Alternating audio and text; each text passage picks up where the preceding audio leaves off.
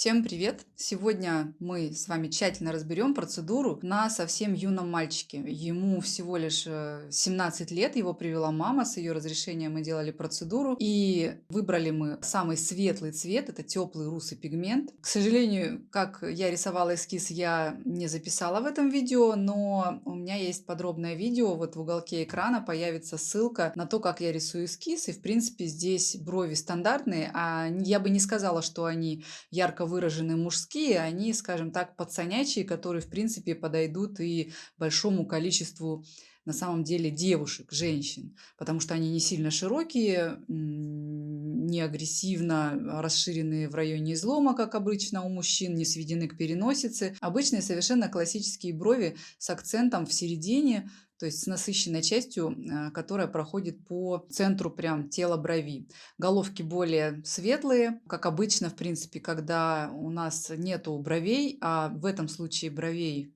не было, по-моему, с 2 лет, если я не ошибаюсь. То есть я просила фотографии мамы, папы, чтобы посмотреть, примерно прикинуть, как выглядели брови, и рисовала эскиз, основываясь на родительских фотографиях.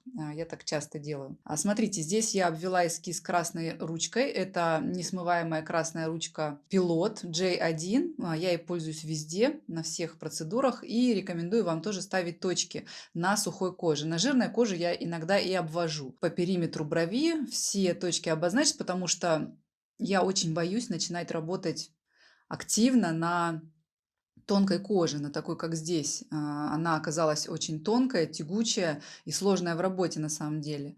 Поэтому я всегда начинаю работать очень-очень поверхностно, с хвоста, и я могу теоретически потерять эскиз, потому что, боясь заглубиться, я выбираю ошибиться в сторону того, что пигмент в коже не останется, чем сразу положить его слишком глубоко. В этом случае уже вряд ли что-то можно изменить.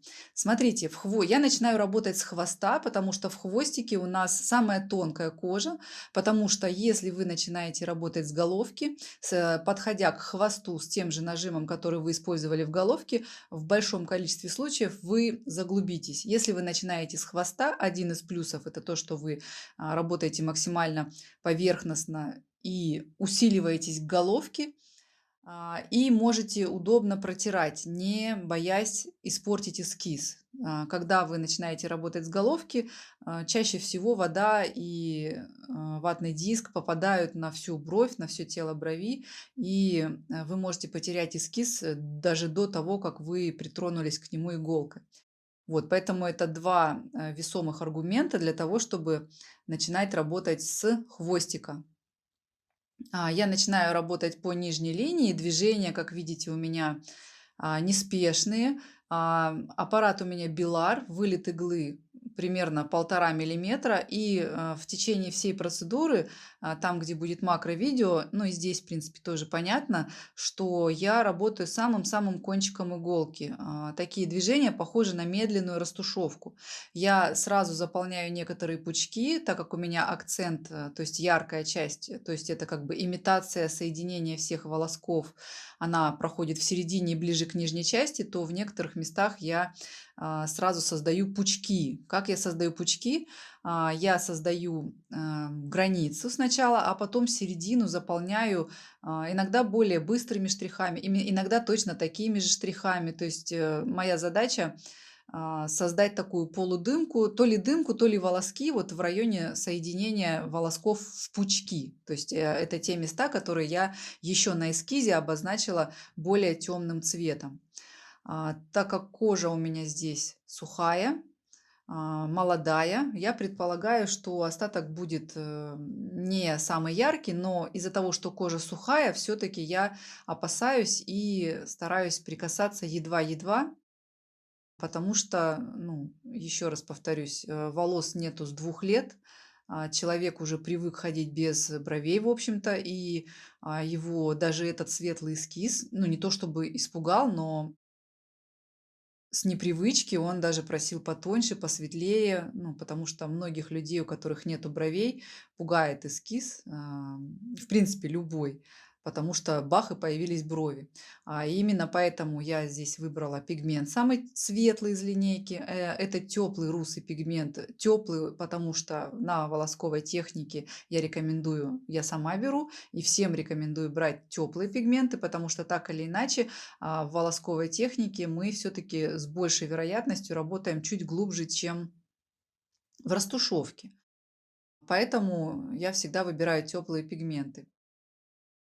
Пучки я создаю по нижней линии, но у каждого пучка должно быть какое-то некое такое окончание. То есть я вытаскиваю соединения пучков в тонкие соединения в верхнюю часть в районе излома. И на вылет работая, делаю так, чтобы пучок не заканчивался резко, чтобы он как бы выглядел как соединение волосков, которые перерастают в пушковые волоски. Задача такая, чтобы по периметру волоски были более редко нарисованы, более светлые и уходящие в никуда. То есть каждый волос, заметьте, я прорисовываю, прикасаясь в начале этого волоса крайне легко, с легкого прикосновения. Затем я прохожу тело волоска в коже, находясь иглой, совершаю возвратно-поступательные вот такие движения, которые позволяют мне усиливать количество пигмента, увеличивать его в определенных частях. И на вылет я выхожу из кожи в единичном движении в районе вот хвостика. Очень важны вот эти прикосновения по верхнему контуру брови, по верхнему контуру тела брови, потому что обычно там растут пушковые волоски, и если нету задачи нарисовать прям очень яркую бровь, то эти прикосновения, посмотрите, оно единичное, и затем я усиливаю, делаю толще волосок по всей его длине, наслаиваю раз за разом пигмент для того, чтобы он, ну, как бы выглядел рельефным в плане тонкого начала, более толстой середины и тонкого, если нужно, окончания. Если я вливаю волосок в середину, в гущу, в самую яркую часть брови, то там я особо не переживаю, я могу его прям ввести в остальные пучки бровей, потому что там и так должно быть максимально насыщенно. Очень часто в конце процедуры я даже прям размашисто добавляю растушевку в середину брови, потому что иногда бывает все-таки недостаточно вот этого ощущения, что середина брови ярче. Вот. Но как ляжет пигмент, мне будет понятно, когда я сотру. А в начале, вот середину, начиная примерно от середины брови и до хвоста, я прорисовываю максимально легкими движениями. То есть, если присмотреться, то они очень похожи на растушевочные движения. Просто получается растушевка– это когда мы проходим всю бровь размашисто во всю ширину, а здесь такое же движение, просто только в одной линии. Если выставить скорость более низкую, то это будет не линия, а просто серия точек. Ну, кстати, вот здесь вот и вообще, в принципе, практически на всех волосках на этом аппарате Беллар я работаю на скорости где-то от 6 до 6,5, не выше. И он оставляет линию достаточно плотную. Растушевки я этим аппаратом практически не делаю, но если бы это был, например, Cheyenne Thunder, я работала бы на шестерке на такой скорости, то линия была бы чуть более рыхлая, потому что все-таки короткоход, которым является Белар, оставляет более точную линию, более концентрированную, что ли, за счет того, что он короткоход, и за счет того, что игла ходит туда-сюда гораздо быстрее, соответственно, точек на миллиметр больше, чем на длинноходе. Поэтому в основном на аллопециях я работаю беларом.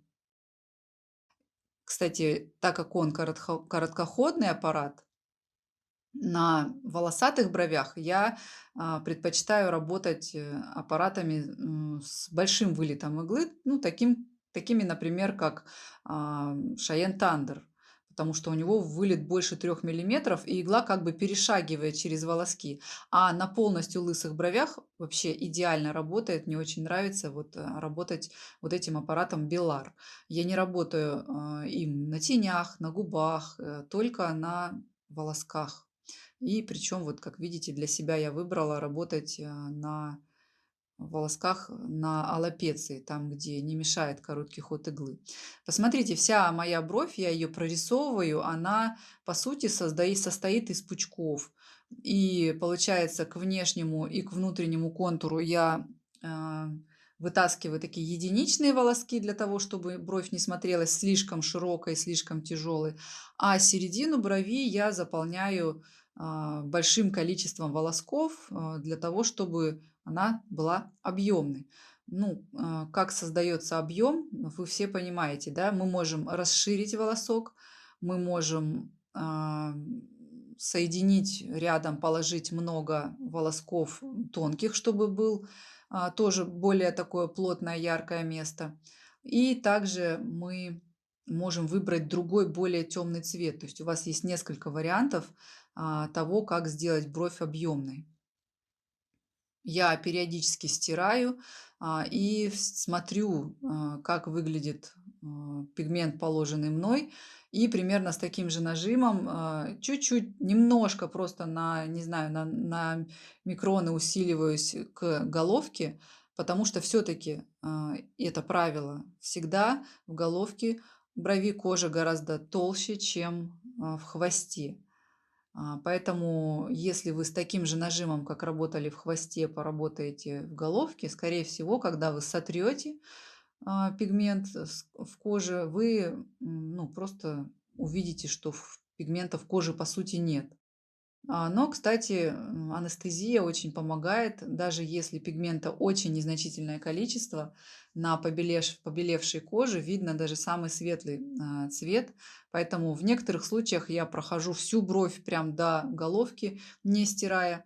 В некоторых случаях, когда кожа, например, жирная и толстая, я стираю буквально каждые 5 миллиметров на первом проходе, потому что на ней сложнее ложится пигмент. Ну, вот в этом случае я решила пройти всю бровь до конца и потом уже стирать. Кстати, ставить красные точки, вы, если обратите внимание, то заметите, можно прям там, где начинается каждый волосок, который вы обязательно хотите зафиксировать. И от каждой красной точки начинается ваш нужный вам важный волосок. То есть потом уже, когда все сотрется, для живописности где-то там можно добавить новые волоски между ними, но для того, чтобы четко зафиксировать форму, вы можете точки красной ручкой ставить в самых важных для вас местах. Иногда даже, как бы получается, если присмотреться, то у волосков, особенно в верхнем ряду, есть как бы два ряда начал. Одни волоски начинаются прямо у контура, а другие начинаются чуть ниже, там, где уже начинается насыщенная часть. И для себя, если бровь вот такая широкая и позволяет ставить несколько рядов красных точек, вы можете отметить красной пастой, которая плохо стирается, еще и в середине места акцентов. Потому что иногда бывает в процессе мастера закрашивают, заигрываются, прокрашивая бровь, и теряют важные светлые места, переносят акценты не туда, куда им нужно. И это тоже как бы меняет в общем форму, потому что некоторым лицам нужно, чтобы акцент, то есть яркая насыщенная часть, лежал внизу брови, внизу тела брови, прям по нижнему краю. Некоторым, чтобы создать визуальное такое ощущение лифтинга, надо положить акцент в середине брови или даже в верхней части брови. То есть каждый случай уникален, и вы должны обязательно запомнить, что а, акцент лежал у вас, вот, допустим, в середине, и все волоски сводить туда. То есть волоски сверху, с верхней части брови, и волоски с нижней части брови сходятся в определенную линию, которая является как бы линией, меняющей направление роста волосков. Все волоски, как видите, снизу идут наверх, все волоски сверху идут не вниз, а в середину и соединяются с нижними рядами волосков. Вы можете прорисовывать вот так же, как я на этой процедуре, довольно-таки повторяющийся рисунок, для того, чтобы не запутаться в самом начале.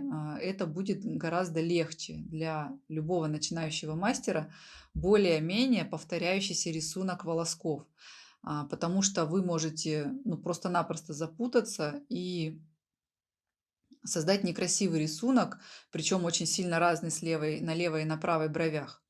Подходя к головке, начиная работать в головке, я переезжаю. То есть, если вы заметите, то вот сейчас я сижу прямо в изголовье кушетки, я вижу обе брови, я вижу точки, где начинаются брови. Иногда я даже очень сильно прошу приподнять своего клиента подбородок для того, чтобы мне хорошо была видна нижняя линия головки брови, потому что, ну, вот в этом случае, в принципе, лоб достаточно удобный, но бывают глубоко посаженные глаза или выпуклая надбровная дуга, и тогда прям не видно совершенно нижнюю линию брови, она тоже очень важна.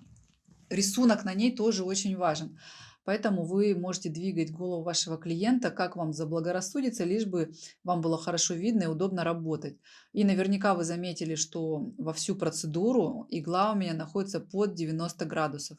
Особенно это важно, когда вы работаете на сухой, на тонкой коже. Игла от 90 градусов даст вам максимально тонкую линию, максимально уверенное прикосновение, и не будет никакой миграции пигмента, подплыва его. То есть линия после заживления будет оставаться практически вот прям точно такой же, как вы ее и положили. А если работать под углом, то игла, получается, прикасается к коже в одном месте, а уходит под кожей наискосок в другое место. И вот именно такое движение вызывает часто ощущение, что пигмент подплыл. Вот, поэтому старайтесь работать максимально вертикально, когда вы работаете в волосковом методе. В головке волоски я прорисовываю, ну, можно сказать, хаотично, потому что определенного нужного мне рисунка здесь нет. Я рисовала эскиз просто на глазок, и в головке волоски будут такие полупрозрачные, не особенно важные. Вот. Первый проход, видите, я стерла, там все видно, каждый волосок остался, нанесла анестезию и ушла на соседнюю бровь. Вот здесь, кстати, очень хорошо видно, что игла практически вся на поверхности. Вот у нее вылет миллиметр с половиной, может быть, миллиметр и 3 десятые доли миллиметра. И на прикосновении, во время прикосновения видно, что вся она на поверхности. Поэтому, когда меня спрашивают, на какой глубине вы работаете, сколько миллиметров игла в кожу входит, я всегда улыбаюсь, потому что мы работаем в десятых долях миллиметра под кожей. Смотрите, тут я пытаюсь поставить пальцы так, чтобы мне было удобно, потому что, вот, кстати, на зажившей процедуре вы увидите, я в конце вставлю, покажу. У меня часто, как и у многих других мастеров, левая бровь получается ярче, чем правая. Возможно, потому что мне удобнее на ней работать, и я пигмент кладу на ней более уверенно. Когда-то давно я вообще заглублялась на этой брови. Вот, поэтому стала контролировать себя очень сильно и работать прям, стараться максимально контролируемо и поверхностно. Здесь я такими быстрыми линиями как бы расчертила зоны основной насыщенности, и потом начну уже прокрашивать, соединять волоски, идущие сверху, вот с этой вот линией.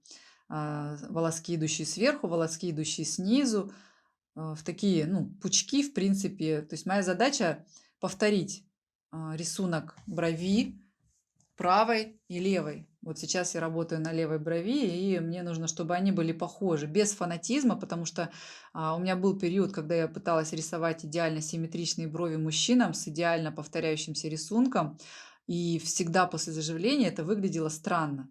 И кто-то из мужчин мне даже говорил, а может быть, давай вот сделаем их не такими идеальными, вот здесь нарисую длини, укороти, потому что слишком идеальный рисунок вызывает желание приглядеться еще, посмотреть, что же это такое, ну, у людей остальных.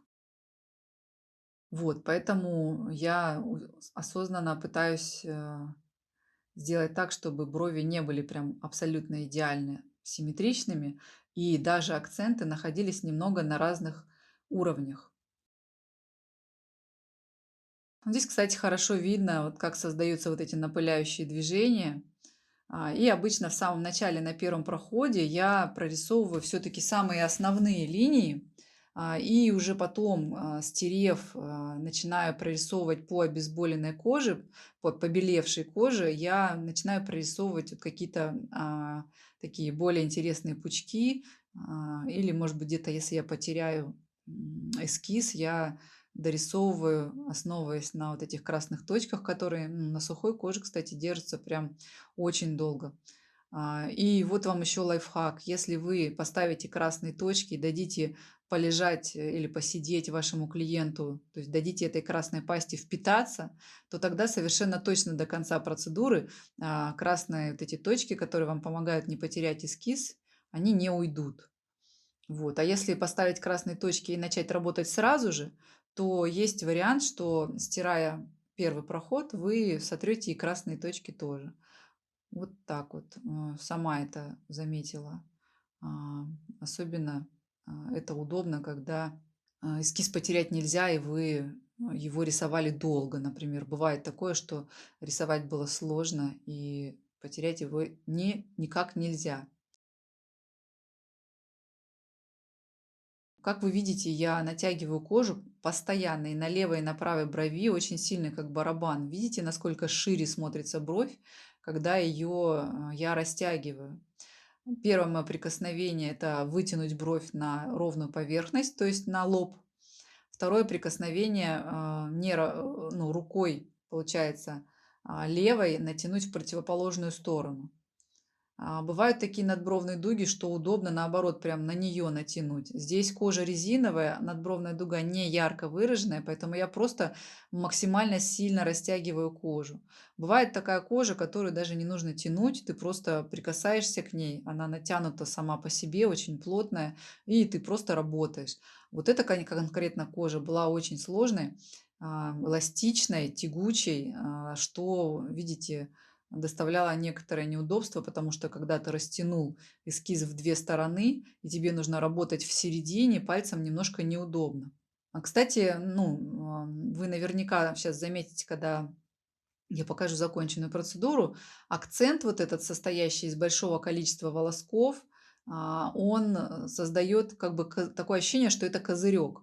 То есть то, что нам и нужно, чтобы бровь выглядела рельефной. Обычно брови максимальной своей густоты у мужчин, да и у женщин тоже, в середине достигают, и это место создает под собой тень. То есть получается, что сверху у нас часть кожи и волос на брови освещена светом солнечным или лампой в помещении, максимально вот это вот, как сказать, максимально густая часть волосков на бровях в середине брови под собой создает еще и падающую просто тень. То есть мало того, что там много волосков, так еще и там тень, которая делает все это еще более темным. И вот именно этого я пытаюсь добиться. То есть я пытаюсь уйти от обычных схем, от того, когда прорисована бровь, и она абсолютно одинаковой насыщенности от головки до хвоста. Она смотрится плоской. Смотрите, в районе нижней части тела брови я делаю вообще тонкие легкие прикосновения, тонкие волоски на большом расстоянии. В середине брови я прям более уверенно прорисовываю вот эти линии, все волоски у меня более толстые, потому что мне нужно создать там вот этот вот объем. Когда я работаю в головке, я прям стараюсь все-таки более-менее делать похожими волоски, ну, чтобы, знаете, асимметрия у мужчин, она нужна. Могут находиться в разных местах изломы, хвосты и насыщенность, но начало все-таки бровей должно быть максимально похожим. То есть вот эти волоски, если кустистые брови, то они кустистые слева и справа должны быть. Находиться, в общем-то, идеально начинаться и заканчиваться должны тоже на одном расстоянии от глаз и по осевой вот этой линии друг от друга. То есть от центральной линии слева и справа расстояние должно быть одинаковым. У меня был случай, и где-то, по-моему, я уже выкладывала это видео, где я заигралась и нарисовала пару лишних волосков в районе переносицы. И, ну, в этом случае там я поработала ремувером, и на коррекции эти волоски вообще не было видно. Вот. Ну, в некоторых случаях можно симметрично дорисовать, если позволяет переносица, пару волосков на другой брови. Но вообще лучше очень сильно контролируйте себя и не заигрывайтесь. То есть волоски, несколько, буквально 3-5 волосков в головке брови должны быть более светлыми и должны быть похожи друг на друга. Ну и вот тут вот, кстати, смотрите, видно вторую бровь под действием анестезии. Она очень сильно хорошо вся видна. И моя задача на проходе втором уже будет вот просто прорисовать, выделить нужные для меня места, не трогать места, где волоски видны неплохо. Что еще вам рассказать? В принципе, и левая, и правая брови у меня очень сильно натянуты каждый сантиметр. Вот кажется, что сейчас я просто руки положила, а моя рабочая рука натягивает вот на себя вниз в сторону, получается, глаза, а вот моя ладонь левой руки, кроме того, что натягивает кожу, еще и держит голову, потому что очень часто во время процедуры мужчины спят, и парни спят, и они начинают подергиваться, и это чревато. Не боясь уже потерять эскиз, на втором проходе я частенько начинаю работать прям с головки. Я стираю каждые там 3-5 штрихов для того, чтобы мне было видно, что я делаю, чтобы мои движения не были вхолостую созданы, чтобы все было максимально результативно. Движения те же самые, смотрите, неспешные. То есть я просто усиливаю, делаю уже более мягкими какие-то места соединений. Ну, потому что на первом проходе все-таки он такой больше нащупать глубину, понять, зафиксировать эскиз. Вот. А на втором проходе мы уже создаем такую более живописную бровь. То есть я постоянно ее разглядываю, вытягиваю шею, ам, чтобы видеть бровь на расстоянии примерно в метр. Периодически сажаю человека, потому что вот смотрите, здесь хорошо видно, что красные точки, они как бы на небольшом расстоянии от моих волосков. На самом деле там тонкие, почти невидные окончания волосков, так как я в начале рисования волоска прикасаюсь едва-едва к коже, он, получается, имеет такую структуру. То есть у него тонкое начало, которое не начинается как у бревна. То есть очень как веретено, как зубочистка волосок выглядит, только более вытянутое. Вот. Но бывает такое, что прям каждый волос лег очень ярко, и ты, стерев эскиз, понимаешь, что вообще все зафиксировал настолько ярко, что уже и работать, вроде как не нужно. В таком случае вы можете просто сделать еще немножечко более яркой середину и больше вообще не трогать периметр.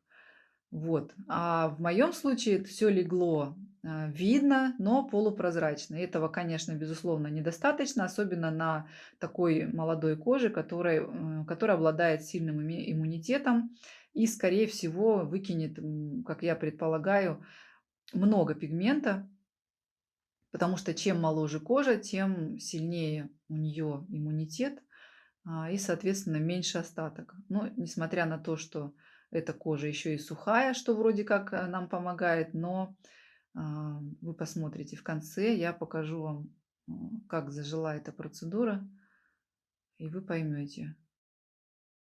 И вот такая получается неспешная работа. То есть, смотрите, я в основном работаю в зоне акцента. По верхней линии у меня волоски расположены гораздо реже, они гораздо более светлые. Там должен быть даже как бы как намек на волосок, потому что все брови, освещенные сверху, они выглядят именно так. Иногда это даже какие-то белесые засвеченные волоски. В моем случае, так как пигмент не яркий, он теплый, русый. Я рискую даже вообще получить в конце, после заживления, практически светлую пустую кожу. Но вот первая процедура все-таки она всегда для меня пробная. То есть я не стремлюсь сделать максимально ярко и так, чтобы было без коррекции. Я хочу почти всегда посмотреть, как остался пигмент, как он выглядит, и что-то добавить. И, кстати, от процедуры к процедуре я все время что-то меняю. У меня нету похожих между собой схем, которые я всегда рисую одинаково. Они все немного разные. Я пытаюсь делать брови все более и более реалистичными.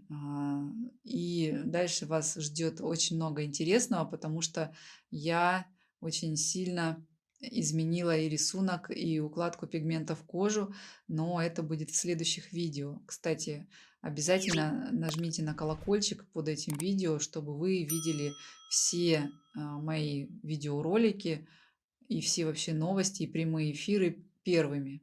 И могли применить все те фишечки и новинки, о которых я рассказываю первыми также, а не потом, спустя несколько месяцев, когда случайно увидите, что на моем канале вышло новое видео.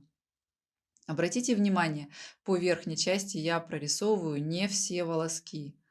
Я выбираю некоторые, которые легли неплохо, я их вообще не трогаю. Где-то в пустотах между нарисованными я еще прорисовываю волоски, потому что на самом первом проходе может показаться, что ну как бы слишком какая-то графичная бровь, слишком прямые линии, но в основном это такие линии рисовать проще, и когда я фиксирую эскиз, я часто рисую простые прямые линии, чтобы эскиз зафиксировать. А на втором проходе уже я стараюсь прорисовать как-то более интересно волоски. Схемами я, как видите, практически не пользуюсь. То есть у меня здесь, по сути, обведен эскиз карандаша. То есть еще на этапе отрисовки эскиза я прям старалась рисовать линии, которые я затем, по сути, просто обвела. Единственное, они от иглы остаются более тонкими, чем от грифеля карандаша, поэтому в некоторых местах я просто рисовала больше волосков, а в некоторых местах оставались пробелы большие. Заметьте и не забывайте, пожалуйста, об этом, что каждое мое прикосновение, оно легкое. Я стираю волоски буквально каждые 2, 3, 5 волосков, чтобы все было под контролем. Особенно часто я стираю в районе излома и хвоста, потому что ну, там начинается уже тонкая кожа и становится опасно работать сплошными такими большими блоками. А, Я довольно давно уже не работаю сплошными линиями, но если вы обратите внимание, такие напыляющие движения, все у меня заканчиваются одной линией на вылет. Вот сейчас это будет хорошо видно. Все, я дохожу до контура и ухожу в воздух. Я больше не возвращаюсь, я стараюсь, чтобы у меня линия в конце была проложена с одного раза. В некоторых случаях я замедляюсь для того, чтобы ну, вы должны понимать, что когда вы ведете более медленно линию, у вас получается пигмента в коже больше. Соответственно, когда вы совершаете штрихи более быстрые, у вас пигмента в коже остается меньше за счет ну, того, что точек просто на миллиметр меньше от того, что вы двигаете аппаратом или рукой быстрее. Вот эти движения, которые я даю в серии видеоуроков, которые выложены бесплатно на нашем же YouTube-канале, там вот таким движением напыляющим я почти не работаю, но оно будет у вас максимально контролируемым после того, как вы пройдете все те уроки, которые я там даю. Они очень полезны для контроля над глубиной, для контроля над аппаратом, потому что это кажется, что такие движения легкие, сел, повторил. Нет, на самом деле вы, скорее всего, заглубитесь. Я очень рекомендую перед тем, как вы начнете работать на клиентах, а уж тем более, если вы возьметесь за аллопецию, которая не прикрыта волосками родными, я очень сильно вам рекомендую пройти абсолютно все видеоуроки бесплатные, которые я выложила, для того, чтобы вы владели аппаратом своим в совершенстве, для того, чтобы вы самую страшную ошибку, которую совершали, это работали поверхностно. А все вот эти заглубления, грубые линии, сизые цвета, чтобы с вами не случались. Именно для этого я выложила в общий доступ огромное количество видеоуроков. Смотрите, вторая бровь как сильно побелела, и даже там, где рисунок почти не виден, он все равно стал хорошо виден. Кстати, у меня есть такая болезнь, когда я тщательно прорисовываю первую бровь, а на второй брови спешу.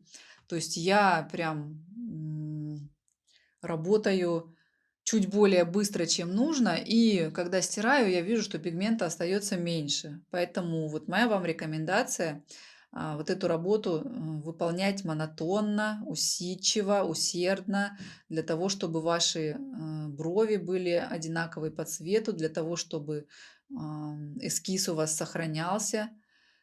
Если присмотреться, то на побелевшей брови, на левой, точки все видны, то есть вся ширина на месте.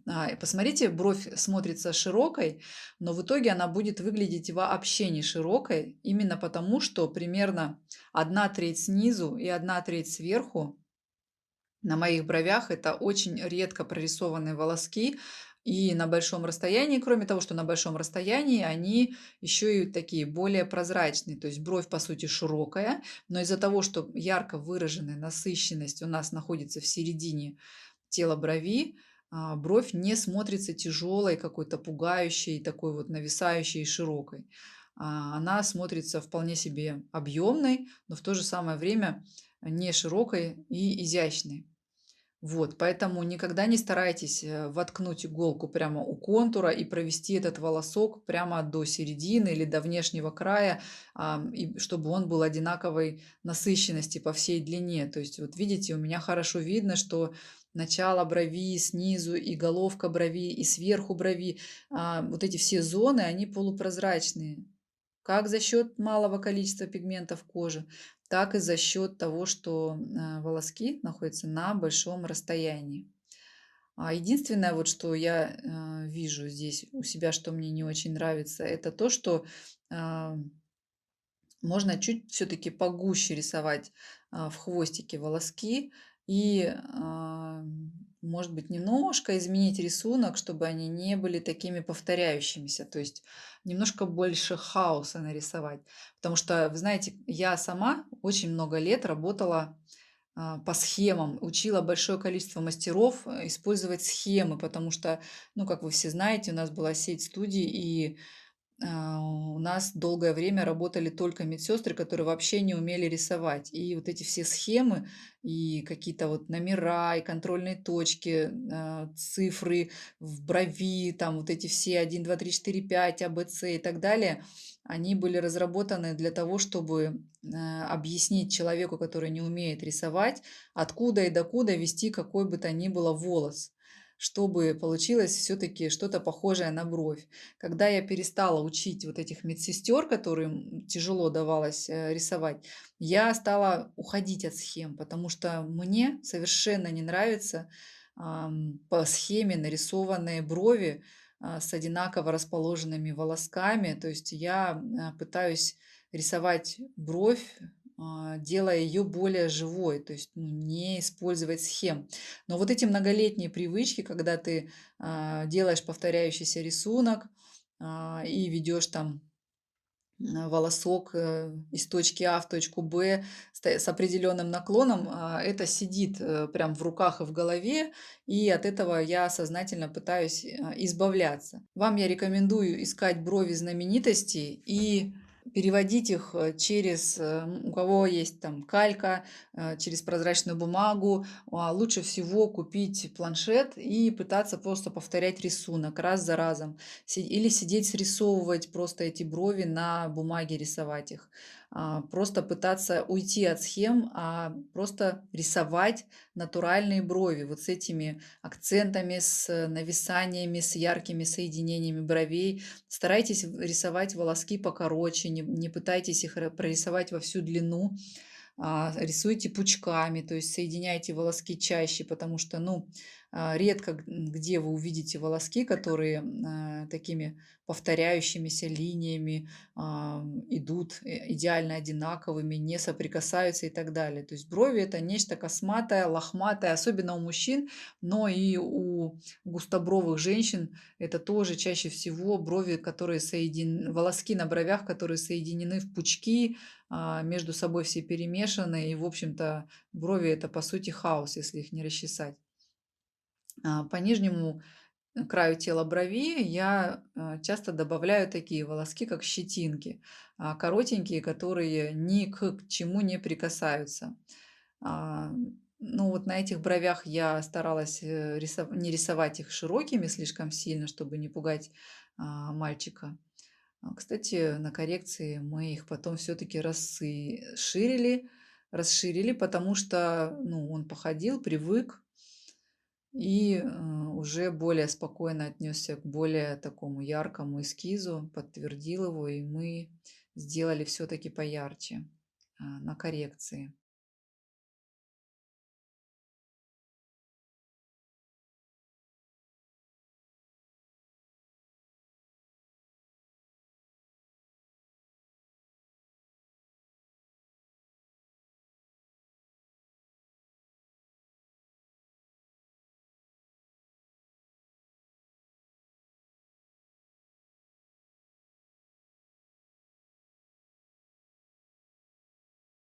Я постоянно поворачиваю голову и смотрю на левую, на правую, брови сравниваю их для того, чтобы они были похожи, но не прям идеально, то есть некая небольшая симметричность сохраняется, но в общем все-таки направление волосков должно быть более-менее похоже, то есть на одной они вертикально расти, а на другой горизонтально не могут.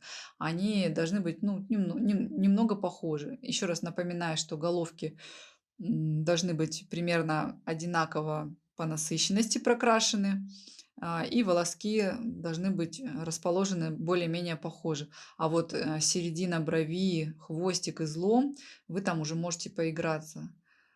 И я рекомендую тоже вам протирать каждые 2-3 волоса для того, чтобы держать под контролем, для того, чтобы не заглубиться.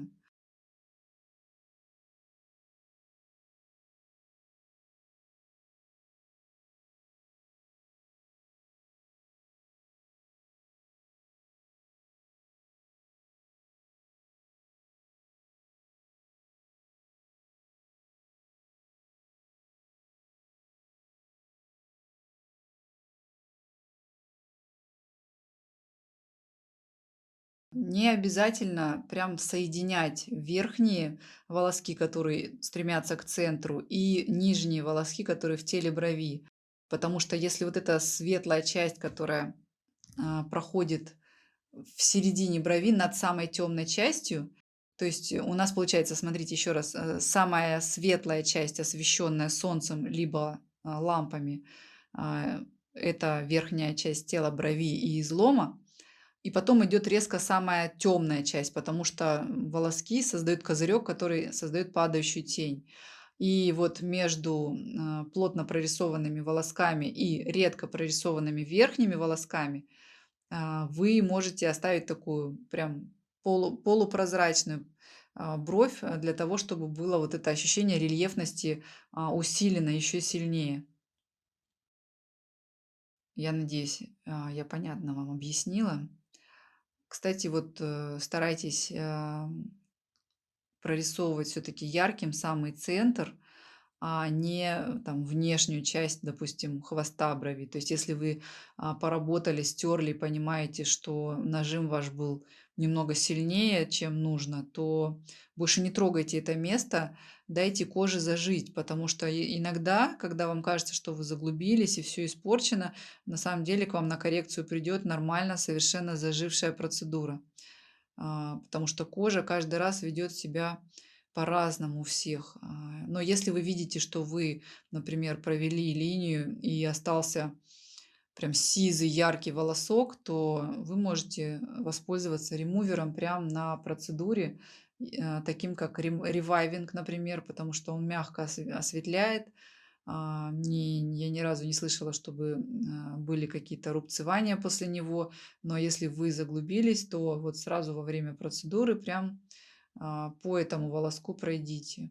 Ну и я сажаю смотреть, наверное, раза 4 за процедуру я сажаю, смотрю, где у меня там насыщенность, где мне добавить, чтобы форму не потерять, что-то подрисовываю. Кстати, старайтесь работать так, чтобы ваша спина была ровной, не искривляйте позвоночник, потому что а, потом будет очень сильно болеть спина.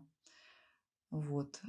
Я сижу и часто откатываю стул подальше от кушетки для того, чтобы моя спина была ровной, потому что очень сильно устает к концу процедуры спина.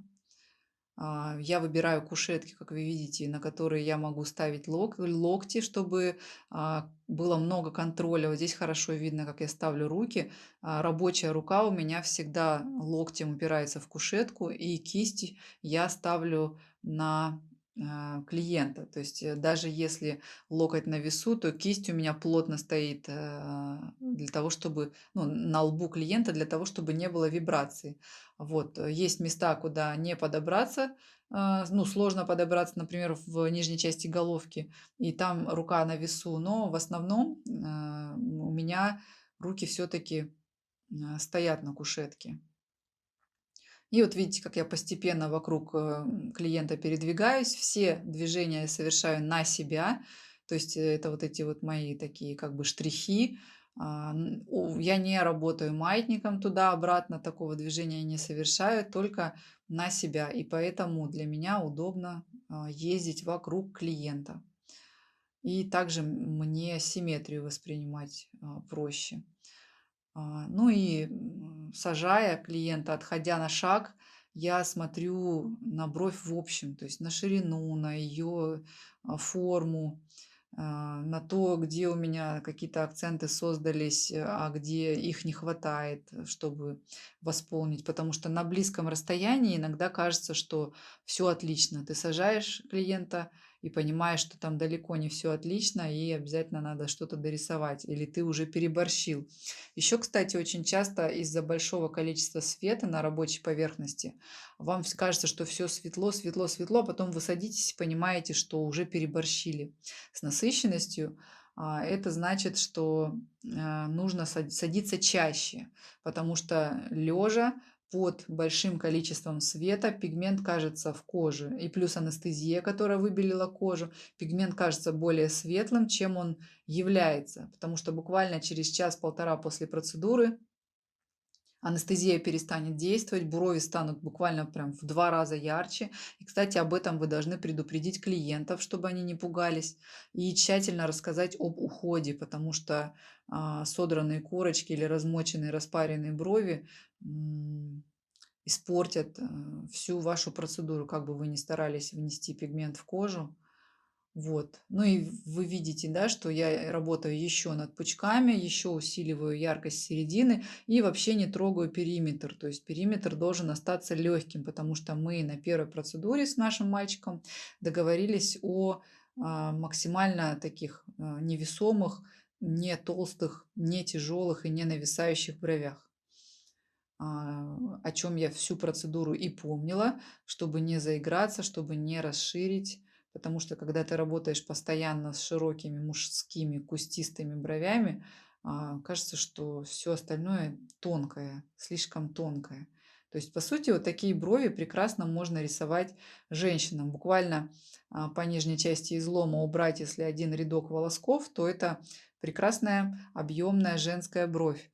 При женской аллопеции можно рисовать такую же схему, как можно назвать это? Не то чтобы схема, потому что я рисовала прям эскиз, уже прорисовывала места акцентов и так далее.